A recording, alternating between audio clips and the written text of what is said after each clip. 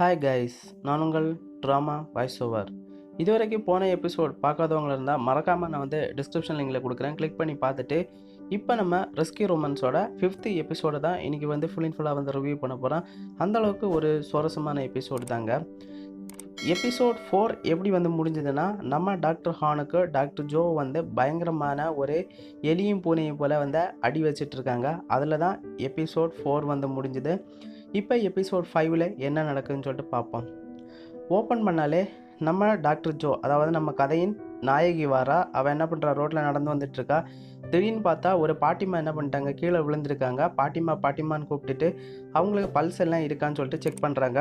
உடனே என்ன பண்ணுறாங்க, ஹாஸ்பிட்டல்லையும் சேர்க்குறாங்க. சேர்த்த உடனே டாக்டர் ஹான் வராரு. இந்த பாட்டிமா உங்களுக்கு தெரியுமான்னு கேட்குறாங்க. ஆமாம் தெரியும், எனக்கு தெரிஞ்ச பாட்டி தான், நான் ஆல்ரெடி பார்த்துருக்கேன். இந்த பாட்டிக்கு என்னென்ன வேணும்னு சொல்லிட்டு ஒரு வெண்டிலேட்டர், ஆக்சிஜன் டியூப் எல்லா இதுவும் வைங்கன்னு சொல்கிறாங்க. ஒரு சிடி ஸ்கேன் எல்லாம் எடுக்க சொல்கிறாங்க. இந்த பாட்டிமாவுக்கு என்ன ஆச்சுன்னு சொல்லி கேட்குறாங்க. ஏன்னா நான் இவங்க இந்த பாட்டிமா எனக்கு தெரிஞ்ச ஆள் தான் சொல்லிட்டு, இவங்களுக்கு என்ன ஏது ஆனாலும் என்கிட்ட சொல்லுங்கன்னு சொல்லிட்டு நம்ம ஹீரோயின் டாக்டர் ஹானை பார்த்து சொல்கிறாங்க. சரி ஓகே, இதுவும் நம்ம அந்த கண்ணாடி போட்ட பையன் கேட்டுட்ருக்கான். அதுக்கப்புறம் என்ன ஆகுதுன்னா, இந்த பாட்டிமா இது பேக்லேருந்து ஒரு சின்ன ஒரு மொபைல் அடிக்குது. என்னடா மொபைல்னு சொல்லிட்டு எடுத்து பேசும்போது பாட்டிமாவுக்கு ஒரு பேத்தி தான் ஃபோன் பண்ணுறாங்க. நேராக ஹாஸ்பிட்டலுக்கு வாங்கன்னு சொல்கிறாங்க. இந்த பாட்டிமாவுக்கு பேத்தி வெயிட் பண்ணிகிட்ருக்காங்க. வெயிட் பண்ணிவிட்டு நம்ம டாக்டர் ஜோவும் இந்த பேத்திமாவை இந்த பொண்ணு மாறி பேசுகிறாங்க. உங்கள் பாட்டிமாவுக்கு என்ன ஆச்சு ஏதாச்சுன்னு சொல்லிட்டு நோ ப்ராப்ளம். இந்த ஹாஸ்பிட்டலில் ரொம்ப எல்லாமே ஸ்பெஷல் தான். ஏன்னா உங்கள் பாட்டிமாவை நாங்கள் பிழைக்க வச்சுருவோம் இந்த ஹாஸ்பிட்டல்லையான்னு சொல்லிட்டு இந்த பொண்ணு செமையாக திட்டுது. டாக்டர் ஜோவுக்கு ஒன்றுமே பண்ண முடியல. இதை பார்க்க சரியில்லை, என் பாட்டிமா வேற ஒரு ஹாஸ்பிட்டலுக்கு நான் கொண்டு போகிறேன்னு சொல்லிட்டு செம்மையாக கத்துன உடனே நம்ம டாக்டர் ஜோ சொல்கிறா, எனக்கும் இதே போல் தான் ஒரு நாள் எனக்கு அப்பா அம்மாவுக்கு ஆக்சிடென்ட் நடந்தது. நானும் இதே போல் தான், ஒன்றை போல் தான் நானும் இதே நிலைமையில தான் நின்னேன். பார்த்தா அவங்க ஒரு நாள் இறந்துட்டாங்க. அதுதான் எனக்கு இப்போ கண்ணில் தெரியுதுன்னு சொல்லிட்டு டாக்டர் ஜோ அழகாக சொல்கிறாங்க. நம்ம அந்த பொண்ணையும் சமாதானப்படுத்துகிறாங்க. அந்த டைம் உட்காந்துட்டு இருக்கும்போது கொஞ்சம் நேரம் எல்லோரும் தூங்கி விழுறாங்க. அந்த டைமில் டாக்டர் ஜோ டாக்டர் ஹான் மீட் பண்ணுறாங்க. அந்த பேஷண்ட்டுக்கு என்ன ஆச்சுன்னு சொல்லும் போது இந்த பொண்ணுக்கிட்ட சொல்கிறாங்க, உங்கள் பாட்டிக்கு பயங்கர டயபெட்டிக் மெல்டஸ் இருக்குது, கார்டியோ அரெஸ்ட், அதாவது கார்டியோவாஸ்குலர், கார்டியாக் அட்டாக், இது போல் உள்ள பல நோய்கள் இருக்குது. உங்கள் பாட்டியை ரொம்ப கஷ்டப்பட்டாக்க நான் காப்பாற்றிருக்கேன்னு சொல்லும் போது, என்ன நீங்கள் நக்கலாக சொல்கிறீங்கன்னு சொல்லிட்டு செம்மையாக இந்த பொண்ணு செம்மையாக திட்டுறா. அப்போ டாக்டர் ஜோ கேட்குறாங்க, இந்த பொண்ணுக்கிட்ட நீங்கள் இப்படியே பேசுகிறீங்க, அவங்களே ரொம்ப கஷ்டத்தில் இருக்காங்க. நீங்கள் பேஷண்ட்டுக்கு நீங்கள் இப்படி நீங்கள் இவ்வளோ கஷ்டத்தில் இருக்கும்போது ஏன் நீங்கள் இப்படி ரொம்ப இப்படி வயலண்ட்டாக பேசுகிறீங்க அப்படி இப்படின்னு சொல்லிட்டு டாக்டர் ஜோ கேட்குறாங்க. அந்த டைமில் நீங்கள் பழைய டாக்டர் ஹானாக இருந்தால் தான் நல்லாயிருக்கும். ஒரு நாள் நீங்கள் ஆப்ரேஷன் பண்ணும்போது நான் பார்த்துட்டு இருக்கும்போது ஒரு அம்மா கிட்ட நீங்கள் பழையது மாதிரி நீங்கள் பேசணும். ஏன்னா நீங்கள் பழைய டாக்டர் ஹானாக இருந்தால் அதுதான் இப்போ எனக்கு வேணும்னு சொல்லிட்டு டாக்டர் ஜோ சொல்கிறாங்க. என்ன பழைய டாக்டர் ஹானா, யாரை பார்த்துட்டேன்னு சொல்லிட்டு டாக்டர் ஹான் செமையாக திட்டுறாங்க. திட்டின உடனே அந்த டைமில் என்ன ஆகுதுன்னா, நம்ம டாக்டர் ஹான் என்ன பண்ணுறாங்க, நம்ம டாக்டர் ஜோக்க முகத்தை வச்சு பேப்பர் தூக்கி சுருட்டி இறஞ்சிட்ருக்காங்க. அவள் சொன்னதை வச்சு செம்ம கோவத்தில் இருக்காங்க. கோவத்தில் இருக்கும்போது அந்த டைமில் தான் ஒரு கண்ணாடி போட்ட பையன் வரான். அவனுக்கு சரியான அடி விழுந்து நான் ரிசர்ச்சுக்கு வச்சுருந்த பேப்பரை நீங்கள் தூக்கி போட்டிட்டீங்களான்னு சொல்லிட்டு இந்த கண்ணாடி போட்ட பையன் கேட்குறான்.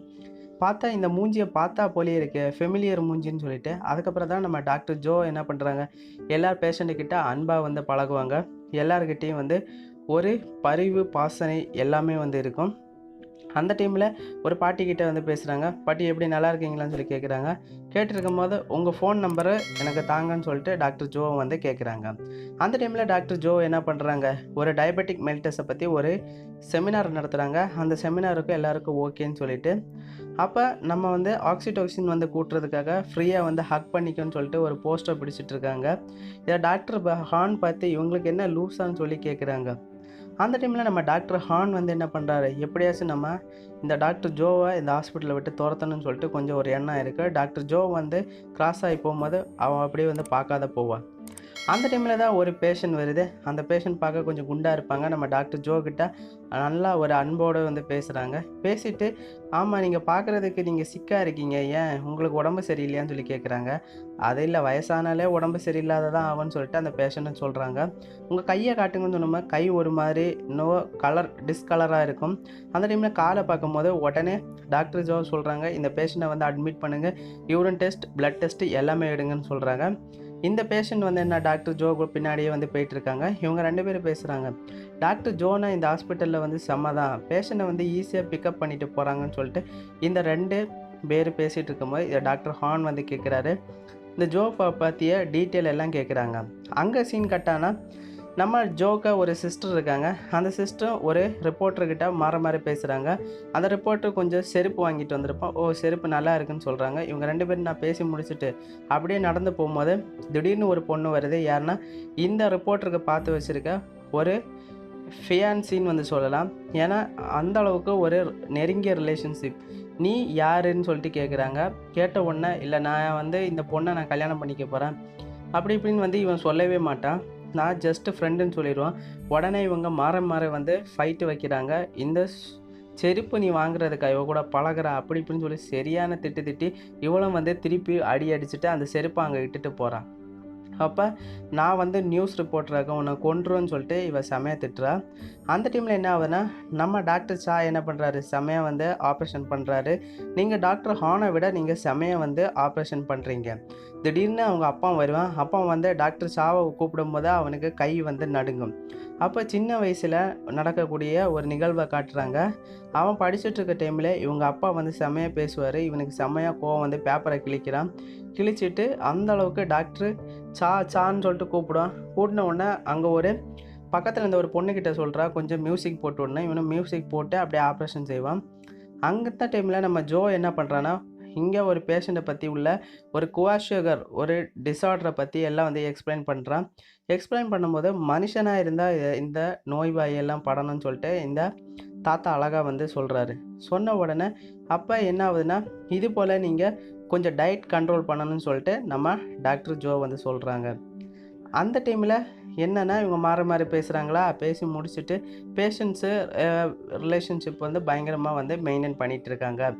ஒரு பேஷண்ட் ஃபிசிஷியன்ஸ் ரிலேஷன்ஷிப் வந்து இப்படி தான் இருக்கணும்னு சொல்லிட்டு டாக்டர் ஜோவை போல் பார்த்து படிங்க. அதுக்கப்புறம் என்ன ஆகுதுன்னா, இவங்க அங்கே ஒரு ஹாஸ்பிட்டலுக்கு போனதை எல்லாம் வந்து நியூஸில் போட்டாங்க.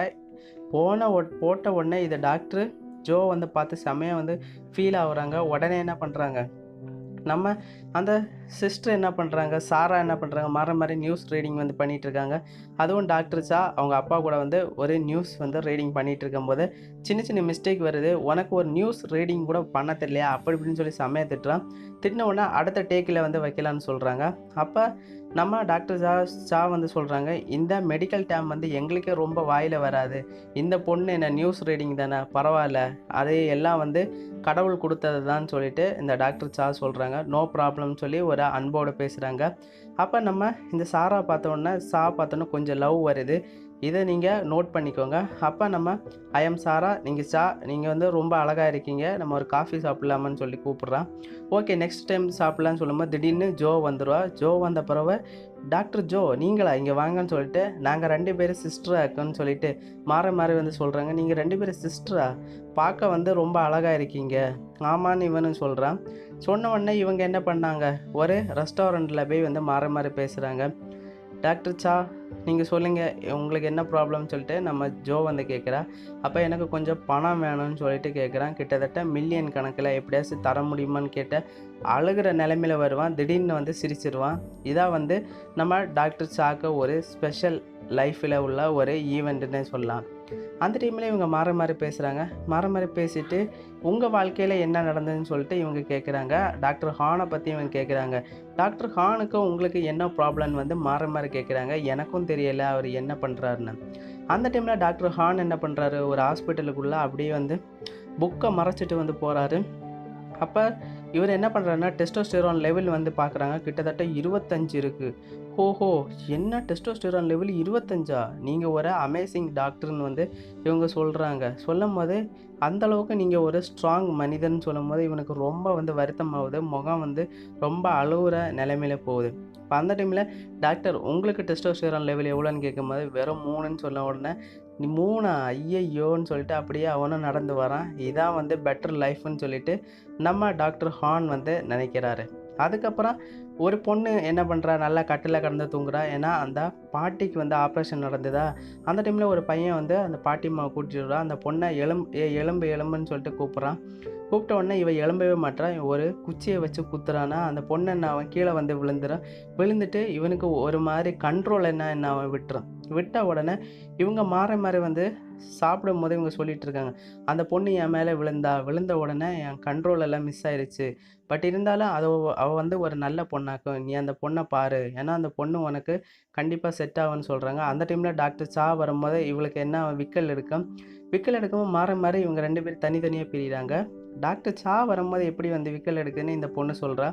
அப்போ பாரு திடீர்னு வந்து விக்கல் ஆகுது. இதெல்லாம் இந்த ஈவெண்ட் நடக்குதுன்னு சொல்லிட்டு இந்த பொண்ணு வந்து கெஸ் பண்ணும்போது இவங்க மாறி தனித்தனியான ரூமில் போய் உட்காந்துட்டு இருக்கும்போது ஒரு பேஷண்ட் வந்து gift பண்ணியிருப்பாங்க. gift பண்ணியிருக்கிறத பார்த்து, இந்த gift உங்களுக்காக வந்து தந்தது கொஞ்சம் காஸ்ட்லியான ஒரு ஹேண்ட்பேக், இந்த gift எனக்கு வேண்டாம்னு சொல்லிட்டு எங்கே வரணும்னு சொல்லி ஃபோனில் கேட்கும்போது, இது டாக்டர் ஹான் வந்து கேட்டுட்ருக்காரு. நேராக வந்து ஒரு ஹோட்டலுக்கு வாங்கன்னு சொல்கிறாங்க. அதோட அங்கே சீன் வந்து கட் ஆகுது. நெக்ஸ்ட் எபிசோடில் தான் உங்களுக்கு என்னன்னு வந்து தெரியும். இந்த எபிசோட் பிடிச்சிருந்தா மறக்காமல் லைக் பண்ணுங்கள், ஷேர் பண்ணுங்கள், சப்ஸ்கிரைப் பண்ணுங்கள். அது பக்கத்தில் இருக்க பெல் பட்டனை கிளிக் பண்ணி ஆல் வந்து செட் பண்ணுங்கள். அப்போ தான் நாங்கள் போடக்கூடிய வீடியோக்களெல்லாம் உங்களுக்கு உடனுக்குடன் நோட்டிஃபிகேஷன்ஸாக வரும்.